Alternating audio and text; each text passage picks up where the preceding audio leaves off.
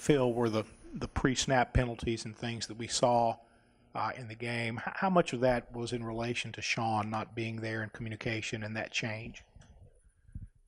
I think it wasn't really as much about the centers. It was, we had to make an adjustment with the centers, but we just had, and this is what we're going to meet on tomorrow, we just had too many self-inflicted penalties that, you can't, let's put it this way, a number of our third and long situations started off with drives that began with self-inflicted penalties, and you can't succeed starting drives with so many first and second down penalties. So that's the thing that's the number one priority for us this week is to eliminate those so we can give ourselves a good chance to start drives the way we have the previous 2 weeks. Coach, did Shea Patterson at times, did he have a hard time reading the defensive schemes that Cal was throwing at him? I don't think so. I think they didn't do anything that we didn't expect them to do. We were hoping to get them into a certain front, and they did that for us. We were out of sync. I think we gave up some pressures, and that moved Shea off his launch point, and so that was part of the, not getting into the rhythm that we're used to being in the passing game. Coach, in the running game, are some of the struggles, is it tied to the offensive line or, running backs not making the right cuts? Where do you think that's coming from? And well, you say struggles in the run game, but I thought, you look at our rushing yardage and those sacks add in, but, we didn't run the ball a lot, but when we did, it was, we converted our third and shorts. We averaged over 4 yards a carry. I thought the running backs ran hard. We had 2 longer explosive runs called back on penalties, again, self-inflicted. So I thought we took a step in the run game. If anything, I probably should have run the ball maybe a little bit more at times, but that's on me, not the kids. Questions?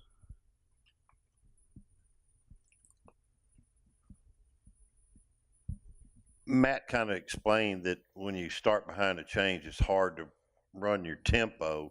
But overall tempo, are you expecting to go faster than you've been able to go the first 3 games? Well, we had some drives that I liked periodically in the game, but those you're going to hear this a lot. The kids are going to hear it a lot this week. Those self-inflicted penalties that we had, they helped the defense. I mean, they stopped the clock and stopped the drive, and we're down the field. We got to come all the way back to the line of scrimmage as opposed to coming back to a 10-yard gain.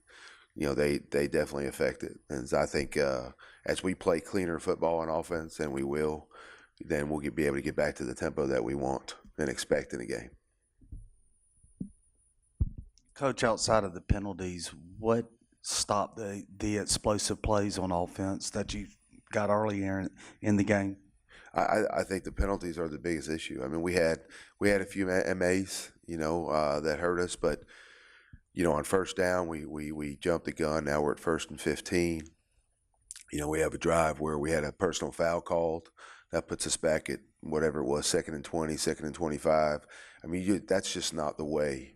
I don't know of a team from the Patriots on down that can succeed and get themselves in the rhythm regardless of what they run, when you have penalties to start drives. And so that's the number one issue. It wasn't an issue the first 2 weeks. And we watched it on film. We get a chance to address it today with our kids. And once we get cleaned up, I think we give ourselves a better chance at getting off to a good drive against Alabama. Coach, we got Dawson Knox back the other evening, and I don't know that we attempted a pass to him. I don't remember one that he did. Will he play a bigger role going forward? Dawson got 20 reps in the game, I think is what Coach Harris told me. And, we're just looking to see how he feels and how he's running around. And right now I think he's fine. And if that remains, then, you should see him more.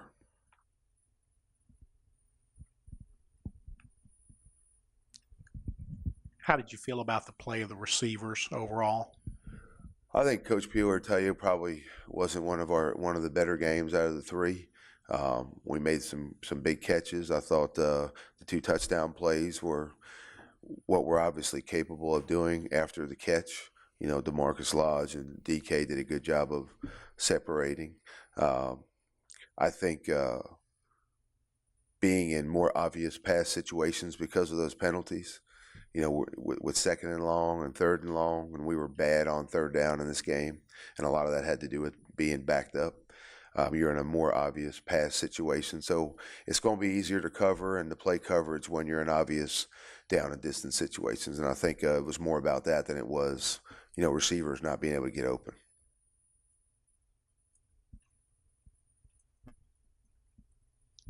How much did AJ going down affect all of this in your mind? Well, I mean, and no disrespect to AJ, he is an incredible talent. It didn't change play calling at all. The penalties changed play calling, but yeah, obviously, when you lose a guy that is as prolific as AJ, it's a factor. I thought Van Jefferson came in and had 10 catches in that same position. So, I mean, he gave us what we were expecting to get out of that position.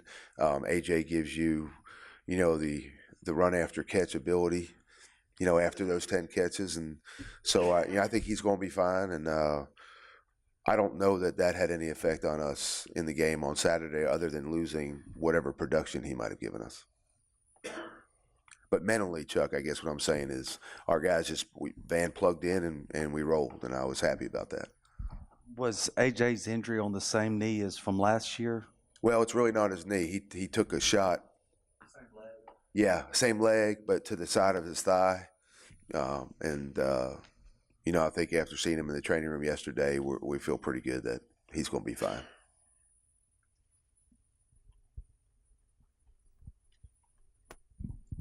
How difficult is it during the game to stop penalties? I mean, when you mention that to players on the sidelines, what kind of response do you get? Or is it something that just snowballs? I mean, is it just curious? Seems like, the mistakes were continual.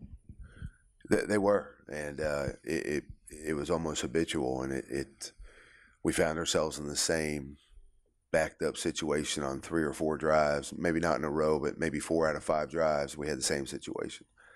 I don't think there was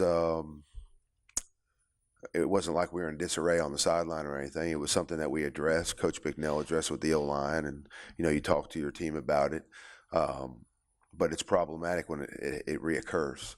And so, it's just something that we're going to work on. I think, we're expecting, obviously, crowd noise at Alabama, and, that'll be part of our preparation. But I would be surprised if you saw that same issue again with the O-line or anybody offensively in terms of not being able to address it a little bit quicker.